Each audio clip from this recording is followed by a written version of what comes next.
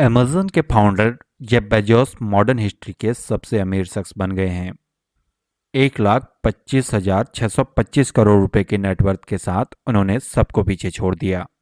पर अगर इतिहास के सबसे अमीर व्यक्ति की बात की जाए तो सिर्फ एक ही शख्स का नाम लिया जाता है और वह है मनसा मूसा। ये 14वीं सदी में अफ्रीका का राजा हुआ करता था।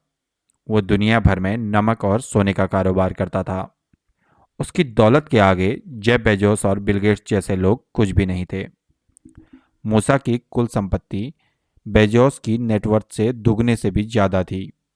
अफ्रीका के जंगलों में रहने वाले माली साम्राज्य के राजा मनसा मूसा ने करीब 1312 से 1337 तक शासन किया।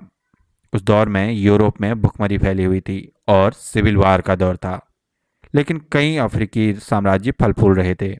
सेलिब्रिटी नेटवर्थ वेबसाइट के मुताबिक मूसा के पास उस वक्त 27,34,200 करोड़ रुपए की दौलत थी। मूसा जब सत्ता में था तब उसने बहुत तेजी से अपना साम्राज्य बढ़ाया और इसे 2000 मील तक फैला लिया था।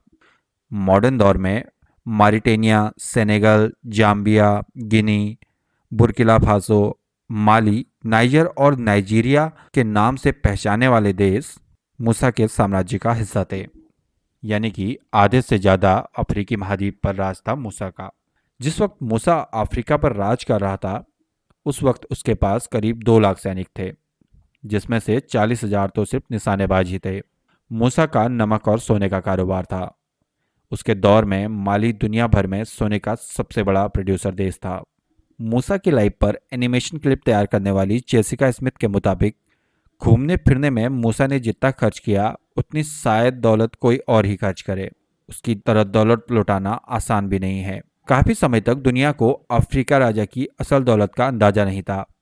दुनिया उसकी दौलत से तब वाकिफ हुई जब उसने 1324 में 4000 मील की मक्का की यात्रा की। वह काहिरा होते हुए मदीना और फिर मक्का पहुंचा था और इस दौरान उसने बेइंतहा दौलत लुटाई। इस सफर में उसके साथ 10,000 सैनिक, नागरिक और गुलाम, सैकड़ों ऊंट घोड़े और बड़ी मात्रा में सोने की मोहरें और ईंटें थी। मक्का की यात्रा के दौरान मूसा रास्ते में जनता को सोना बांटते हुए जा रहा था और अपने सफर के दौरान वह मिस्र की राजधानी काहिरा में भी रुका था। इस दौरान मूसा ने वहां के गरीबों पर भी खूब दौलत लुटाई, जिसका असर ये हुआ कि अचानक वहां पर सोने की कीमत गिर गई और मिस्र में करेंसी क्राइसिस हो गया था। देश की इस हालात से उबरने में उन्हें 12 साल लग गए। उसने अपने साम्राज्य के लिए बहुत काम किया था। स्मिथ के मुताबिक वो खुद को सच्चा मुसलमान मानता था और टिम्बकटू में उसकी गहरी रुचि थी। इस जगह को नया रूप देने में उसी का योगदान है। उसने अपने शासन में कई मस्जिदें बनवाई। इसके अलावा कई यूनिवर्सिटी, स्कूल और एजुकेशन सेंटर भी खुलवाए। उसने माली की लाइब्रेरी में आला दर्जे के इस्लामी धर्मशास्त्र जमा करवाए। मूसा ने माली में कुरानिक स्कूल की स्थापना की और यहाँ हर शुक्रवार को सामूहिक तौर पर दुआ करने की परंपरा भी शुरू की। स्मिथ के मुताबिक मूसा ने करीब 25 साल तक शासन किया और 1332 में उसकी मौत हो गई।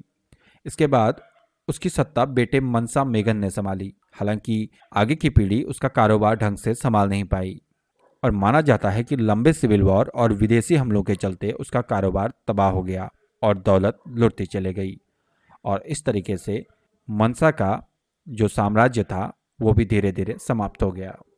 तो दोस्तों, कैसी लगी ये कहानी आप कमेंट सेक्शन में हमें ज़रूर बताएं और चैनल को सब्सक्राइब भी कर दें। धन्यवाद।